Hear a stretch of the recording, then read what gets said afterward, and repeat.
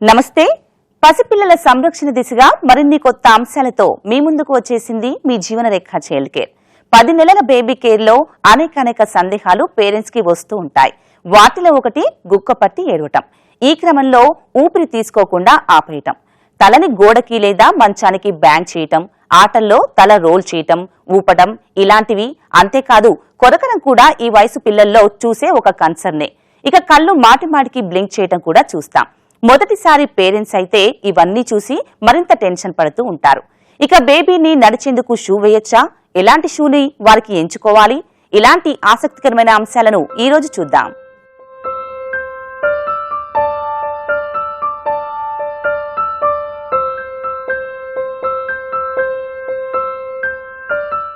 పేచి పెట్టడం, మొండితనం చేయటం పిల్లల హక్కు. అంతేకాదు ఏడవడం కూడా. 10 నెలల బేబీస్ లో ఈ మార్పుని స్పష్టంగా చూడొచ్చు. గుక్క పట్టడం అంటే ఊపిరి ఆపివేసేలా ఏడవటం ఈ నెల పిల్లల్లో చూడొచ్చు. సహజంగానే ఇలాంటి సిచ్యువేషన్ లో ఉండే పేరెంట్స్ టెన్షన్ పడక మానరు. ఇది ఎంతవరకు ఆందోళన చెందాల్సిన విషయం మీరే చూడండి.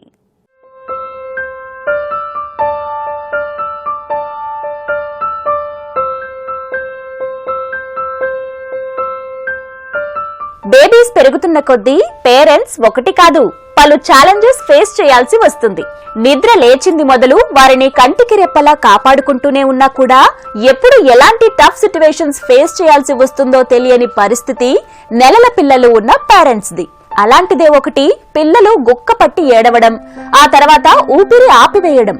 దీనినే బ్రెత్ హోల్డింగ్ అంటారు. బ్రెత్ హోల్డింగ్ స్పెల్స్ అనేవి జనరల్గా మీరు చూస్తే 6 months నుండి 5 years ఈ ఏజ్ గ్రూప్లో ఉన్న పిల్లల్లో కామన్గా చూస్తూ ఉంటాం.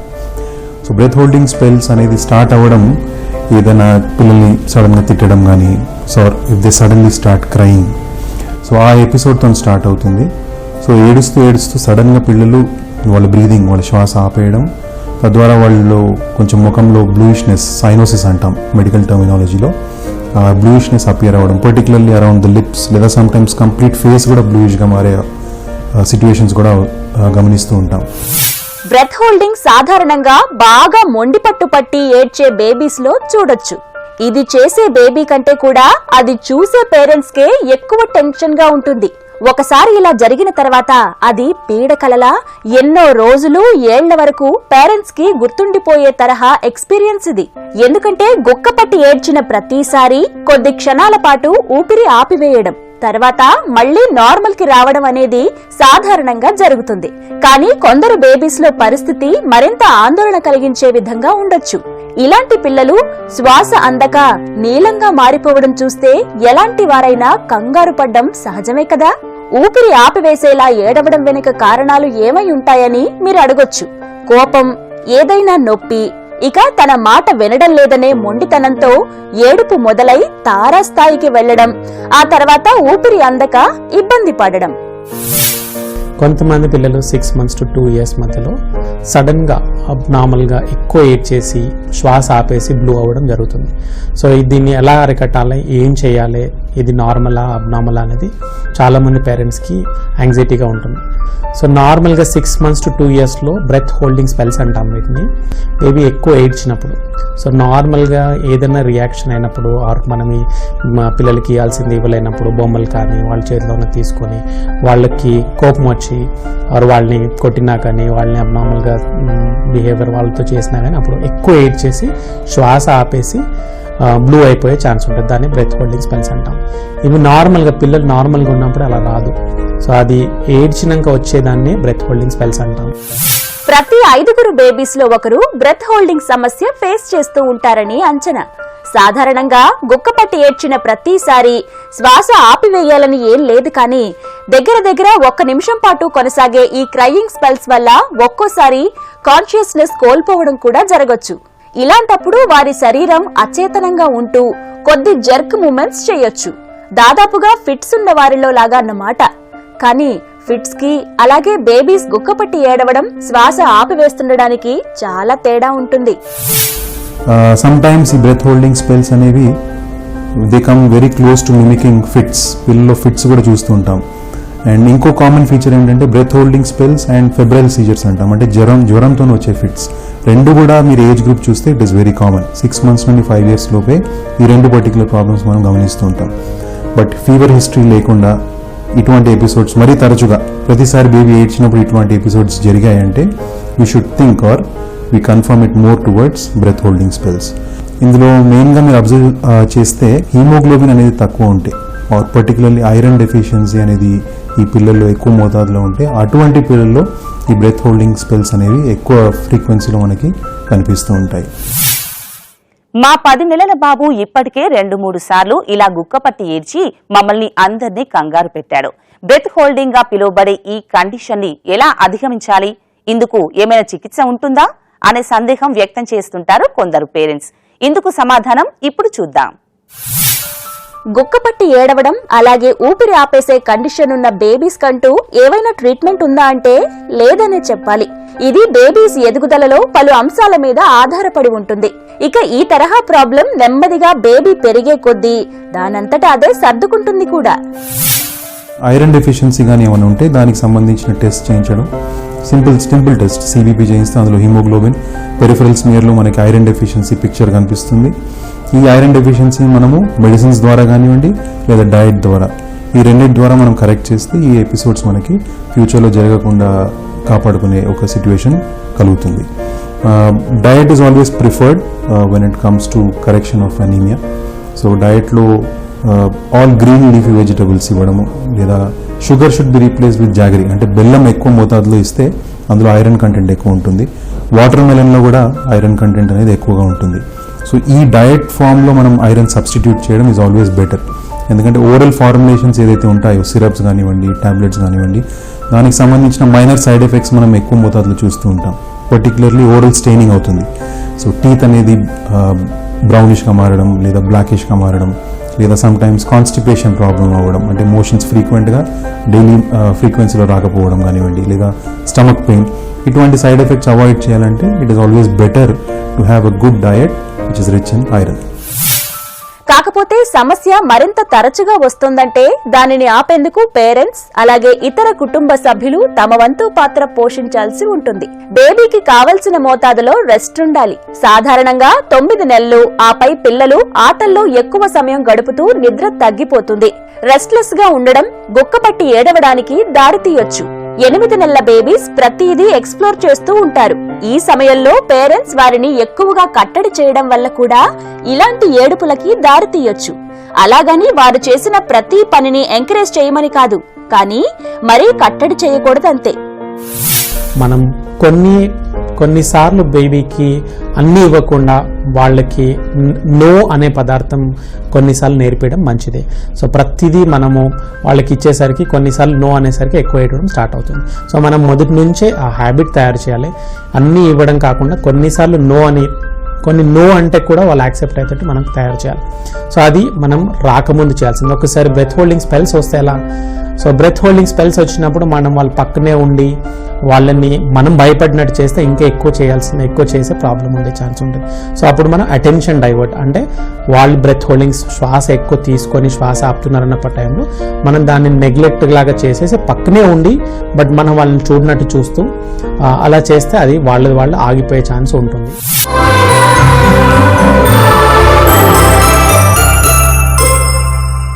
అందుబాటులో ఉన్న గోడకి లేదా కాట్కి మా బాబు తన తలని కొట్టుకోవడం మొదటిసారి చూసినప్పుడు భలే భయపడిపోయాం. వాడు కనీసం ఏడవడం కూడా లేదు. అంతేకాదు తలని అటూ ఇటూ తిప్పటం, రోల్ చేయటం ఇవన్నీ కూడా ఎంజాయ్ చేస్తున్నాడు. వీటి వెనుక కారణం ఏమై ఉంటుంది మీరే చూడండి.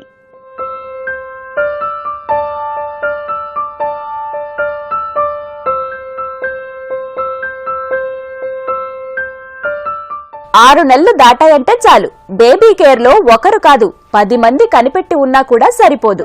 ముఖ్యంగా 9 నెలల ఏజ్ లో బేబీస్ చేసే పనులు ఇదేంటి ఇలా చేస్తున్నాడు అనిపించేలా ఉంటాయి. ఇలాంటి పనుల్లో కొన్ని సరదాగా ఉంటే మరికొన్ని టెన్షన్ తెప్పించేవి.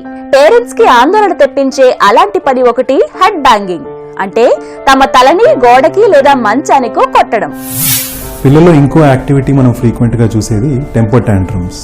అంటే దీన్ని సింపుల్గా చెప్పాలంటే హెడ్ బ్యాంగింగ్, అంటే తలని తీసుకెళ్ళి గోడకు కొట్టుకోవడము లేదా విపరీతంగా ఏడవడము, ఏదైనా ఒక పర్టికులర్ విషయం సాధించాలి అని వాళ్ళకి ఒక గట్టి పట్టుదలే ఉంటుంది ఈ వయసులో. జనరల్గా ఈ టెంపర్ టాంట్రమ్స్ అనేది మనము 9 months తర్వాతనే ఎక్కువ చూస్తూ ఉంటాము.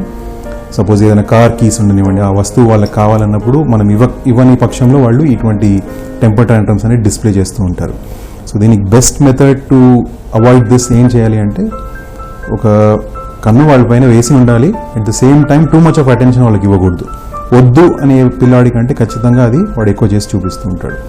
సో ఈ ఎపిసోడ్స్ తగ్గించాలంటే వాళ్ళు తలకి తీసుకెళ్ళి గోడ కొట్టుకునే ఆ సిచ్యువేషన్లో ఒక కన్ను అక్కడ వేసి ఉంచాలి. బట్ జనరలీ ఈ ఎపిసోడ్స్ ద్వారా వాళ్ళకి గాయాలు ఏర్పడడం కానివ్వండి లేదా బ్లడ్ క్లాట్ అవ్వడం ఇటువంటి మనం ఎక్కువ చూడము.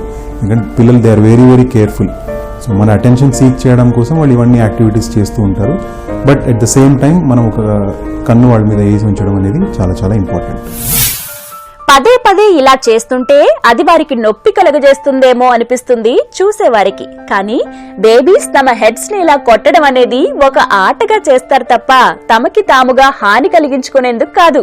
ఇందులో వారికి ఒక లయబద్ధమైన ఫీలింగ్ వస్తుండడంతో వారు దానిని మళ్లీ మళ్లీ రిపీట్ చేస్తుంటారు కూడా. అంతేకాదు తలని ఒక రిథం ప్రకారం ఊపడం, తిప్పడం కూడా ఈ వయసు బేబీస్ లో చూడొచ్చు. మ్యూజిక్ ప్లే చేసినప్పుడు మాత్రమే కాదు, ఇతర సమయాల్లో కూడా ఇలా చేస్తుండడం వెనుక వారి తల్లిదండ్రులు ఇచ్చే రాకింగ్ మూమెంట్స్ ఫీలింగ్ కోసం చేస్తూ ఉండొచ్చు కూడా. కొంతమంది బేబీస్ తల బాదుకోవడం, తలని బాడీని రాక్ చేయడము, చప్పట్లు కొట్టడము, అబ్నార్మల్గా క్రై చేయడం ఇలాంటి జరిగే ఛాన్స్ ఉంటుంది. ఇలాంటివి చాలా మటుకు నార్మలే. కొన్నిసార్లు నవ్వడము బేబీస్, లేకపోతే క్లాప్ కొట్టడము, కొన్నిసార్లు హెడ్ బ్యాంగ్ చేసుకోవడము, ఇవన్నీ చాలాసార్లు నార్మలే. అది మనం ఆపగలిగితే అవి నార్మలే. కానీ ఆపలేని పరిస్థితిగా కొన్ని ప్రొలాంగ్ అవుతుంది అనుకోండి, మనం దాన్ని అబ్నార్మల్గా కన్సిడర్ చేయాల్సిన ఛాన్స్ ఉంటుంది. మెయిన్గా ఈ అబ్నార్మల్ మూవ్మెంట్ అయినప్పుడు వాళ్ళ సెన్సోరియం, అంటే మనం గుర్తుపడుతున్నారా లేదా, ఆ టైంలో మనం వాళ్ళని కజోల్ చేసి ఆగిపోతున్నారా లేదా, ఇవి కజోల్ చేస్తున్నప్పుడు ఆగినప్పుడు సెన్సోరియం అంటే వాళ్ళ తెలివి అనేది ఆర్ మనం గుర్తుపట్టే శక్తి ఉన్నప్పుడు అవి అబ్నార్మల్గా బిహేవ్ చేయాలి. అవి అబ్నార్మల్ బిహేవియర్ కింద తీసుకోము. ఇక ఇదే సమయానికి టీథింగ్ కూడా జరుగుతూ ఉంటుంది కాబట్టి ఆ సలుపు తట్టుకునేందుకు కూడా బేబీస్ తమ హెడ్స్ ని రోల్ చేయటం లేదా ఊపడం చూడొచ్చు. ఇవన్నీ కూడా ఈ వయసులో నార్మల్ గానే పరిగణించాలి. ఇక నిద్ర మధ్యలో ఇలా చేస్తుంటే అది వారికి నిద్రపోయేందుకు సహాయపడే అంశాలుగా భావించాలి. కొన్నిసార్లు మన ఫ్యామిలీ రిలేషన్స్, ఇంట్లో గొడవలు ఎక్కువ అయినప్పుడు ఆర్ ఒకళ్ళనొకళ్ళు తిట్టుకోవడం, కొట్టుకోవడం, అలా ఏమన్నా టెన్షన్స్ ఎక్కువ ఉన్నప్పుడు పిల్లల మీద కూడా ఆ వ్యక్తిత్వం వచ్చే ఛాన్స్ ఉంటుంది. సో మన ఇంట్లో బిహేవియర్ సరిగా ఉన్నప్పుడు ఇలాంటి ప్రాబ్లమ్స్ పిల్లల్లో వచ్చడానికి ఛాన్స్ తక్కువ ఉంటుంది. ఒకవేళ పిల్లలు అబ్నార్మల్గా బిహేవ్ చేస్తే ఫస్ట్ ఫ్యామిలీ రిలేషన్స్ అన్ని సరిగా ఉన్నాయా, మనం దాన్ని ఏమైనా సెట్ చేసుకోవడానికి ఛాన్స్ ఉందని అవి చేసుకుంటే మంచిది. కొన్ని బిహేవియర్స్ రాత్రి ఏడవడము, సడన్గా లేచి ఏడవడం అనేది కోలిక్ అంటే గ్యాస్ వల్ల వచ్చే ఛాన్స్ ఉంటుంది. అలా ఉంటే మాత్రం మనం గ్యాస్ మెడిసిన్స్ కొన్ని రోజులు వాడేస్తే నార్మల్ అయ్యే ఛాన్స్ ఉంది. చాలా మటుకు ఇలాంటి ప్రాబ్లమ్స్ అన్ని 2 to 3 years వరకు నార్మల్ అయిపోతాయి. కానీ 2-3 years కంటే కూడా ఎక్కువ ఉన్నాయనుకోండి, మనం ఖచ్చితంగా డాక్టర్కి చూపెట్టాల్సిన అవసరం. బేబీస్ తలని గోడకి కొట్టడం వల్ల బేబీకి నొప్పి కలగదా అనేది మొదటగా ఎవ్వరికైనా వచ్చే సందేహం. కానీ ఆశ్చర్యం ఏంటంటే ఇలాంటి చిన్న చిన్న పనుల వల్ల బేబీస్ కి ఎలాంటి హాని లేదు.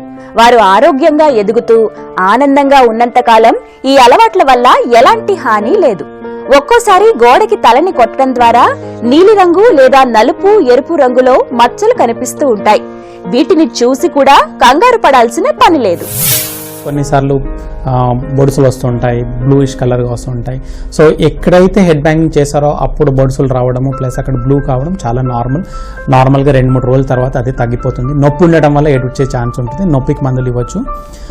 కానీ హెడ్ బ్యాంగింగ్ చేయకుండా బ్లూయిష్ స్పాట్స్ వచ్చినాయి అనుకోండి బాడీలో, అప్పుడు డెఫినెట్గా అబ్నార్మల్గా కన్సిడర్ చేయాల్సి వస్తుంది. ఎస్పెషలీ ఫ్యామిలీస్ ఉండి ఫ్యామిలీలో ఎవరికన్నా బ్లూ స్పాట్స్ వచ్చి పిల్లలకు కూడా హెడ్ బ్యాంగింగ్ చేయకుండా చిన్న చిన్న దెబ్బలు తాకినా కానీ బ్లూ అవుతుంటే మాత్రం ఒకసారి ఇవాల్యుయేట్ చేసుకోవాల్సిన ఛాన్స్ ఉంటుంది. హెడ్ బ్యాంగింగ్ చేసినప్పుడు చాలా మందికి ఏంటంటే చాలా గట్టిగా పడ్డది, ఆర్ బెడ్ నుంచి పడ్డారు, ఆర్ హెడ్ బ్యాంగ్ చేసుకున్నప్పుడు వీడికి బ్రెయిన్ లోపల ఏమైనా ప్రాబ్లం అవుతుందనే భయం ఉంటుంది. ఎప్పుడైనా సరే తలకు దెబ్బ తాకినప్పుడు అన్కాన్షియస్ అయినా అబ్నార్మల్గా వామిటింగ్స్ అంటే ప్రొజెక్టైల్ వామిటింగ్స్ అంటాం, దూరం పడుతున్నాయి వామిటింగ్స్, ఆర్ చాలా ఎక్కువసేపు పడుకుంటున్నారు, అనూషువల్గా పడుకుంటున్నారు, బిహేవియర్ చేంజ్ అయినప్పుడు మాత్రం వరి అయ్యి డాక్టర్ దగ్గరికి వెళ్ళాల్సిన వస్తుంది. హెడ్ బ్యాంగింగ్ అయినప్పుడు ఏడ్చి మళ్ళీ తర్వాత నార్మల్ ఉన్నప్పుడు ఓన్లీ నొప్పితో ఏడ్చేస్తే మాత్రం నొప్పి మందులు ఇస్తే సరిపోతుంది. తమ తలని గోడకి వేసి బ్యాంగ్ చేయటం మరీ తరచుగా మీరు కనుక మీ బేబీలో గుర్తించి ఉంటే కొన్ని జాగ్రత్తలు తీసుకోవాలి. అంతేకాదు బేబీపై ప్రత్యేక శ్రద్ధ కూడా చూపించాల్సి ఉంటుంది. బేబీస్ తల గోడకి వేసి కొడుతూ ఉంటే చూస్తూ ఊరుకోలేం కదా. అది వారు ఆటగా ఎంజాయ్ చేస్తున్నా కూడా వారిని వారించకుండా ఉండలేము. మరి ఇలాంటి కండిషన్ నుంచి ఎలా బయటపడ్డం, అలాగే ఇది అవధులు దాటకుండా బేబీని ఎలా కాపాడుకోవడం అని చూస్తే, so 6 months to 1 year time చాలా ఇంపార్టెంట్. ఆ టైంలో మదర్ బేబీతో ఎంత స్పెండ్ చేయగలిగితే అంత మంచిది. అప్పుడే బేబీ బిహేవియర్ కానీ, బేబీ డెవలప్మెంట్ కానీ, బేబీ సోషల్ బిహేవియర్ కానీ మంచిగా డెవలప్మెంట్ కావడానికి ఛాన్స్ ఉంది. సో మనం అంటే అలా అని చెప్పి ఎక్కువ లాడ్ చేయడం కాదు, కానీ mother presence when the baby 6 months to 1 year or 1.5 year టైంలో mother presence itself will make huge change to the babies attitude. So అంతేకాకుండా మనం ఎలా బిహేవ్ చేస్తున్నాం అనేది 6 months to 2 years పిల్లలు చాలా చూస్తుంటారు. మన బిహేవియర్ కూడా బేబీలో వచ్చే ఛాన్స్ ఉంటుంది. సో పిల్లలు ఉన్నప్పుడు మనం కూడా ప్రేమగా ఒకరినొకళ్ళు ఎలా మాట్లాడుకుంటున్నాం, ఎలా బిహేవ్ అవుతుందో అది చూసుకొని వాళ్ళు కూడా అదే బిహేవియర్ డెవలప్ చేస్తారు. కాబట్టి 2-3 years వరకు కూడా పిల్లలు ఉన్నప్పుడు మన ఇంట్లో ఎలా బిహేవియర్ అనేది ఉందో చాలా జాగ్రత్తగా చూసుకోవాల్సిన అవసరం ఉంది. మా 10 నెలల పాపలో ఈ మధ్య కాలంలో ఒక కొత్త విషయాన్ని గమనించాము. అదేంటంటే పాప కళ్ళు మాటిమాటికి ఆపుతోంది. బ్లింకింగ్ గా పిలువబడే ఈ సమస్య అసలు సమస్యేనా? దీని వెనుక కారణం ఏమై ఉండొచ్చు? మీరే చూడండి.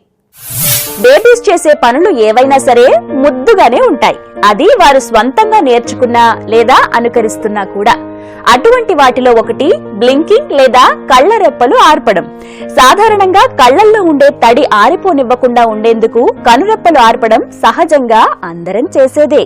కానీ 9-10 నెలల బేబీస్ ఇలా ఎక్కువగా చేస్తున్నారంటే అది సహజంగానే తల్లిదండ్రుల్లో ఒక సందేహాన్ని తీసుకొని వస్తుంది. ఇలా ఎందువల్ల చేస్తున్నారు, వీరికి కళ్ళకి ఏమీ ఇబ్బంది లేదు కదా అని. పిల్లల్లో బ్లింకింగ్ అంటే రెప్పలు ఎక్కువగా కొట్టుకోవడం మనము అప్పుడప్పుడు గమనిస్తూ ఉంటాము. నార్మల్గా కొంచెం ఓల్డర్ చిల్డ్రన్ అరౌండ్ 3 years లేదా 5 years ఈ పర్టికులర్ ప్రాబ్లం మనం ఎక్కువ మోతాదులో చూస్తూ ఉంటాము. అప్ టు 20 times అంటే 20 సార్లు రెప్ప కొట్టుకోవడం ఒక నిమిషానికి నార్మల్ ఓల్డర్ చిల్డ్రన్లో. అదే 25 సార్లు కన్నా లేదా దానికన్నా ఎక్కువ కొట్టుకుంటే అది అబ్నార్మల్గా మనం గమనించాలి. అండ్ ఈ పర్టికులర్ ప్రాబ్లమ్ని మనం డెఫినెట్లీ డాక్టర్ అటెన్షన్ తీసుకురావాలి.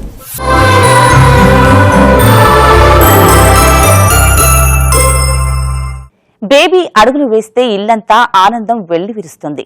అలా అడుగులు వేశారో లేదో వారికి రకరకాల షూస్ కొనే ప్రయత్నం చేస్తూ ఉంటారు ఎంతో మంది పేరెంట్స్.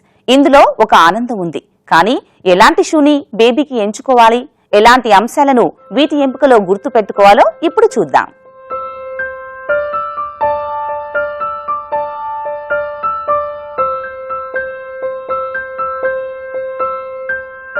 తమ బేబీ మొదటి అడుగు వేయడం బేబీ లైఫ్ లో ఒక మరపురాని ఘట్టం. ఇది ఒక మెమరబుల్ క్షణంగా ఫ్యామిలీ ఫోటో ఆల్బమ్స్ లో ఉండిపోతుంది. ఇక ఆ క్షణం నుంచే బేబీ సుకుమారమైన పాదాలు ఎక్కడ మాసిపోతాయో అనే భావనతో వారికి షూ వేయాలని తాపత్రయపడుతూ ఉంటారు పేరెంట్స్. కానీ ఎలాంటి షూ వీరి కోసం ఎంచుకోవాలి అనే సందేహం వస్తుంది. చూడగానే కొనాలనిపించే బేబీ ప్రొడక్ట్స్ నేడు మార్కెట్లో అందుబాటులో ఉన్నాయి. ఇక షూ విషయానికి వస్తే వేరుగా చెప్పనవసరం లేదు. బుజ్జి బుజ్జి పాదాలకు బోలెడు వెరైటీలున్నా కూడా బేబీకి షూ సెలెక్ట్ చేసేటప్పుడు కొన్ని అంశాలను గుర్తుపెట్టుకోవాలి. సో ఫస్ట్ 1 yearలో వాళ్ళ ఫీట్ అది ఏదైతే సోల్ చూసారంటే మీరు ఫ్లాట్గా ఉంటుంది. నార్మల్గా మన పెద్దవాళ్ళకి చూస్తే ఆర్చెస్ ఉంటాయి. So these arches are not there in children under 1 year because వాళ్ళకి ఇంకా నడక అనేది రాదు. నడుస్తున్నప్పుడు ద మసిల్స్ ఏదైతే ఉంటాయో కండరాళ్ళు దానికి సంబంధించిన యాక్టివిటీ ఏర్పడడం వల్ల ఈ ఆర్చెస్ అనేవి వస్తూ ఉంటాయి. సో ఇంట్లో నడిచినప్పుడు వీలైనంత వరకు వాళ్ళు బేర్ ఫుట్ నడవడంలో ఎటువంటి ఇబ్బంది లేదు. But outdoor if they walking outdoor గార్డెన్లో నడుస్తున్నప్పుడు it is always better to have some kind of footwear. So footwear పాదరక్షల్లో కూడా ఫ్లాట్ ఫుట్ ఉండడం, ఫ్లాట్ హీల్స్ ఉండడం ఈజ్ ఆల్వేస్ బెటర్. ఎందుకంటే ఫ్లాట్ ఫీట్ వాళ్ళకు ఉండడం వల్ల ఏమైనా హీల్స్ లాగా ఉంటే that causes pressure, that can cause pain in the feet. So as far as possible flat soles ఉన్న స్లిప్పర్స్ వాళ్ళు వేసుకుంటే it is good for their feet.